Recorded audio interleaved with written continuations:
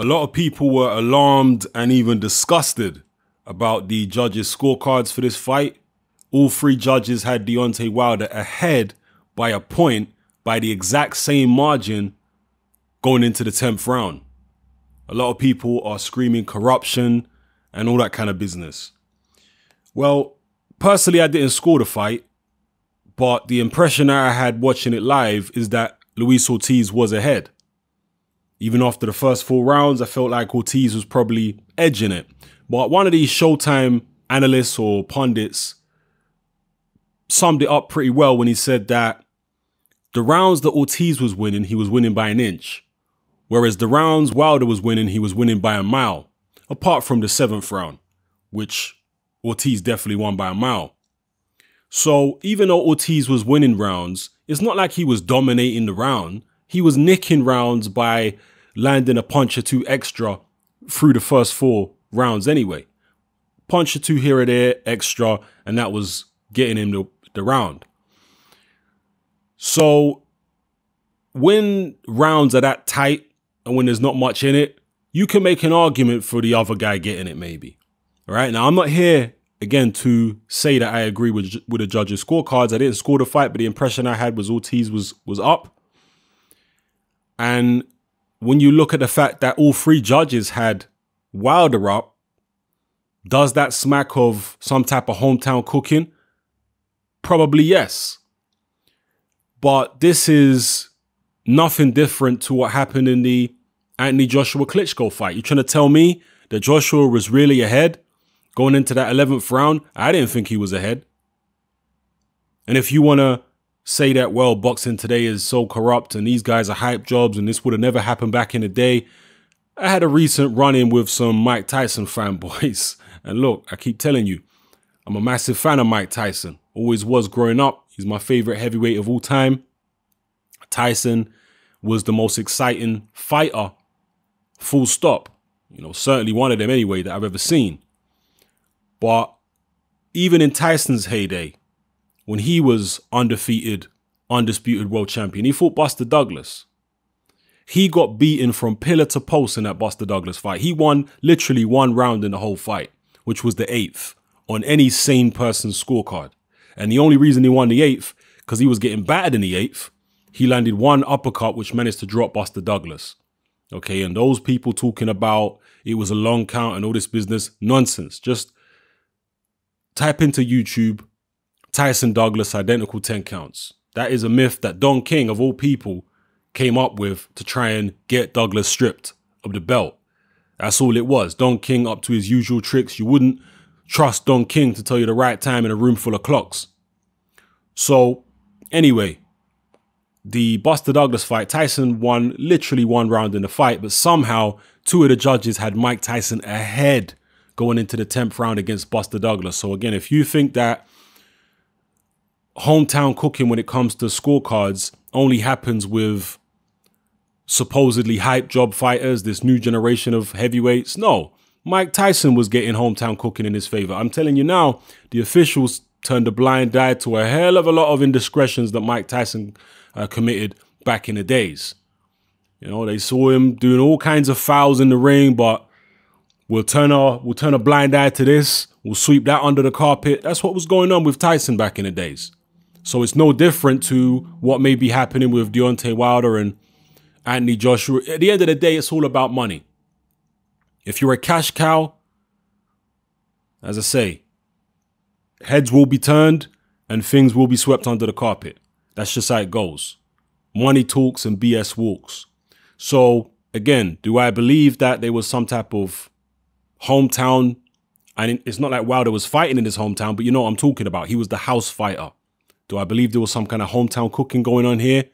Some kind of bias in Wilder's favor? Probably. I can't prove it, but probably, looking at the fact that all 3 judges had Wilder up by a point. But it wasn't so shocking. It's not like Wilder was taking a beating other than in the 7th. There were nip and tuck rounds that Ortiz was winning for the most part. And nip and tuck rounds, you can make a case for the other guy taking it. That's the thing. Even though I didn't personally have him up, I wasn't scoring it, but the impression I had was Ortiz was up. You can still make a case. So it wasn't that bad. You know, if anything, Joshua being up against Klitschko was worse. I feel. So anyway, let me know how you feel about these scorecards. How did you score it? Let me know who you had ahead in the fight. And, you know, as I said, pre-fight, with Deontay Wilder, see, somebody was comparing it to, I made a video about someone comparing Wilder Ortiz to Groves versus Eubank. And at the time I said, no, man, that comparison, I don't see it. Because Wilder has proven time and time again that he has a knack for landing his right hand. Even when he's behind in fights, when he's losing, when he's struggling, somehow, some way he's going to land his right hand. And it's a game changer. Because when he lands that right hand, you're going to be in trouble. And that's what Ortiz found. The first time Wilder really landed the right hand properly in the 5th, Ortiz went down. He was hurt. He wobbled. And, you know, people talking about Wilder's power got him out of jail again. That's because it's not a fluke. Do you understand what I'm telling you? If a man keeps on doing the same thing, fight after fight for years, where he's behind on the cards or struggling with somebody and he lands a right hand, it's not just pot luck. He has a knack for landing the right hand. That is a skill. So he can be behind on our scorecards. You can't count him out over the course of 12 rounds. And as I mentioned before, Deontay Wilder has got stamina. Because he's so light, 215 pounds for this fight, because he's so light, he has stamina that the other big guys like Joshua don't have.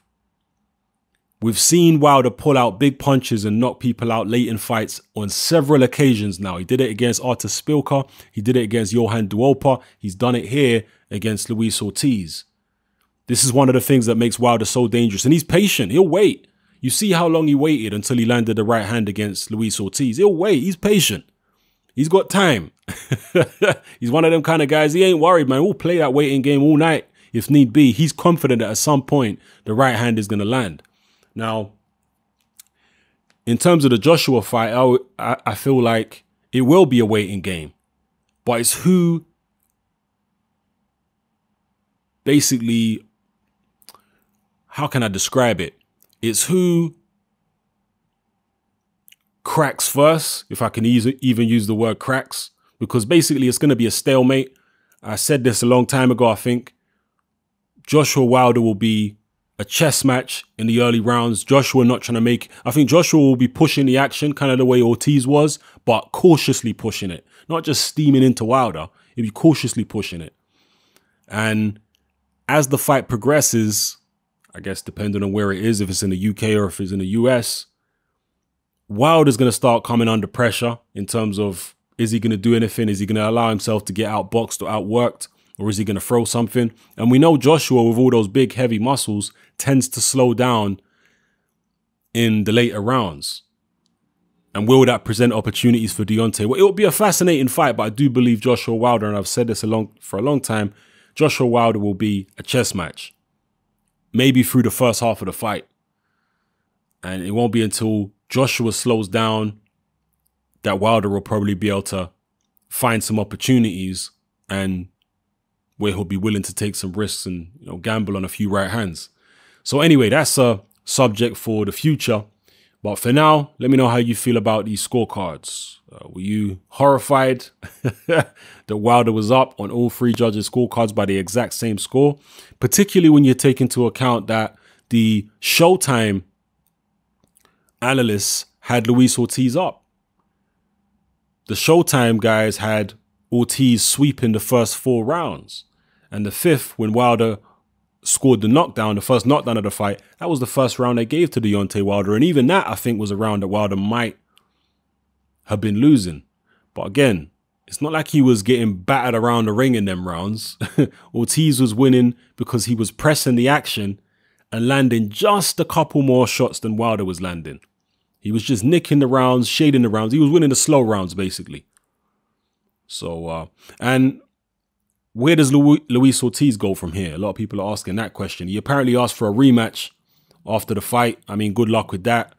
Wilder has got bigger fish to fry. Wilder gave Ortiz the opportunity on a voluntary defense. So is Wilder really going to give him another voluntary? No, Wilder's trying to fight the winner of Joshua Parker. It's a far bigger money fight.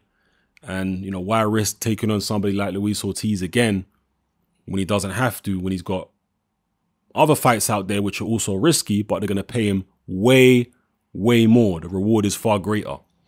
So, again, I guess those are subjects for the future. But let me know how you feel about these scorecards.